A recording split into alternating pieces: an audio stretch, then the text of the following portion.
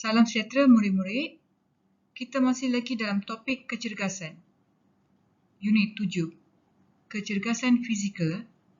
Pada kelas yang lepas, kita ada belajar tentang komponen-komponen kecergasan berasaskan kesihatan, iaitu kapasiti aerobik dan cara mengira nadi.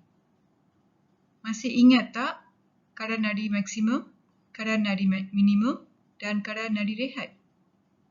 Baik, kali ini kita akan belajar lebih lanjut mengenai kapasiti aerobik. Kapasiti aerobik ialah keupayaan individu untuk kekal melakukan sesuatu aktiviti yang menggunakan tenaga aerobik dalam suatu tempoh masa. Bagaimanakah kita hendak merancang latihan aerobik? Buka buku teks muka surat 108 dan 109, iaitu Jantungku Sayang.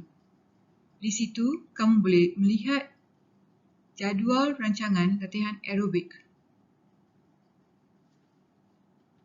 Frekuensi senaman yang digunakan adalah 3 hingga 6 kali seminggu. Intensiti senaman yang digunakan adalah 60% hingga 70% daripada kadar nadi maksimum. Masa senaman yang digunakan adalah 30 hingga 40 minit. Ini merupakan jenis senaman latihan aerobik. Mari kita lihat contoh senaman yang digunakan dalam latihan aerobik. Ini adalah gambar raja senaman. Gambar raja kod A menunjukkan senaman jumping jack.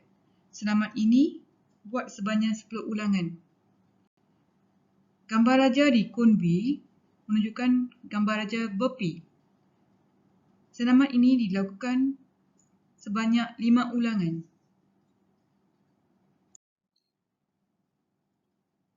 Seterusnya, kon C menunjukkan gambar raja seorang pelajar bermain skipping. Okey, aktiviti ini dilakukan sebanyak 10 ulangan. Kemudian, kon D, gambar raja kon D menunjukkan seorang pelajar naik dan turun bangku. Aktiviti ini dilakukan sebanyak 10 ulangan tanpa berhenti. Baik, sekarang pelajar, kita aplikasikan keempat-empat aktiviti tersebut, iaitu kon A, B, C, D. Aktiviti jumping jack, burpee, skipping dan naik dan turun bangku. Okey, aktiviti ini dilaksanakan secara serentak oleh semua murid. Murid boleh bagikan ataupun memilih gelanggang A, saiz besar, gelanggang B, saiz sederhana atau gelanggang C. Ketiga-ketiga gelanggang ini ditempatkan dalam padang yang sama. Di setiap penjuru terdapat kon yang mewakili satu aktiviti dan murid akan melakukan aktiviti berdasarkan kad arahan di setiap kod. Dari kod A ke kod B, murid berlari secara perlahan. Ini adalah satu contoh aktiviti aerobik. Senaman kelenturan.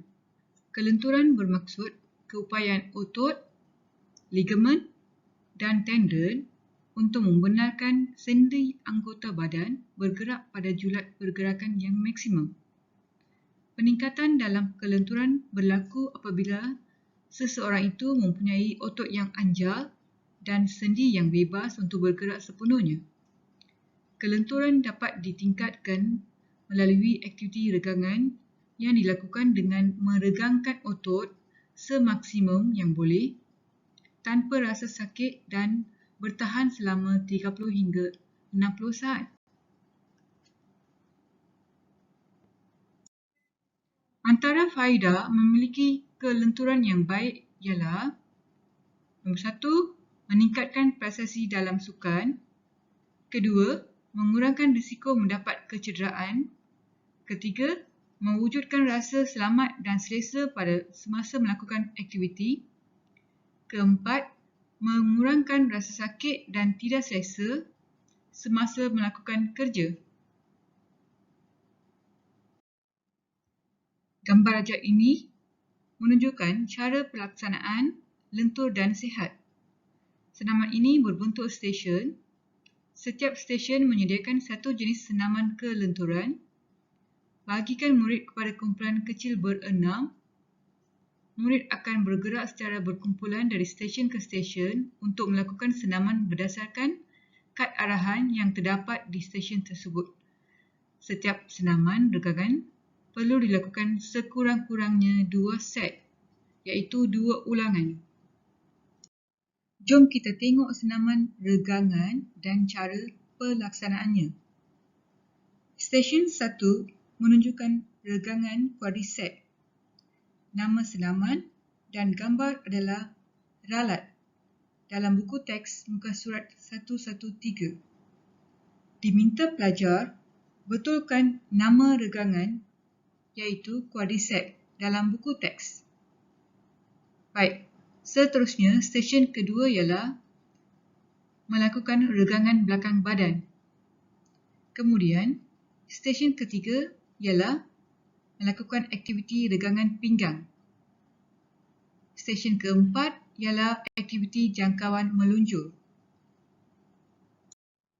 Seterusnya diikuti dengan stesen 5, iaitu regangan groin. Kemudian, melakukan aktiviti meniarap sambil mengangkat kaki dan tangan berselang-seli di stesen 6. Seterusnya, di stesen 7 pula, melakukan aktiviti kilas badan. Dan akhir sekali, stesen 8. Stesen 8 menunjukkan regangan pectoralis. Nama senaman dan gambar adalah ralat dalam buku teks muka surat 113.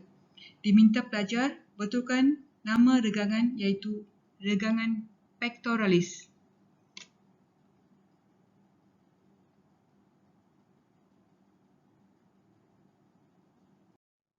Anda perlu mengelakkan daripada melakukan senaman-senaman yang boleh mencederakan diri.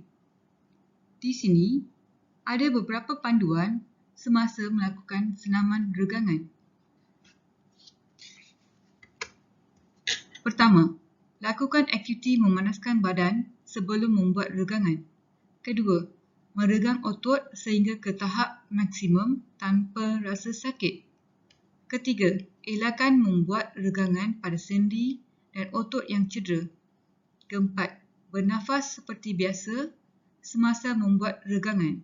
Kelima, semasa membuat regangan PNF pada rakan, buat secara perlahan-lahan dan dapatkan maklum balas daripada rakan.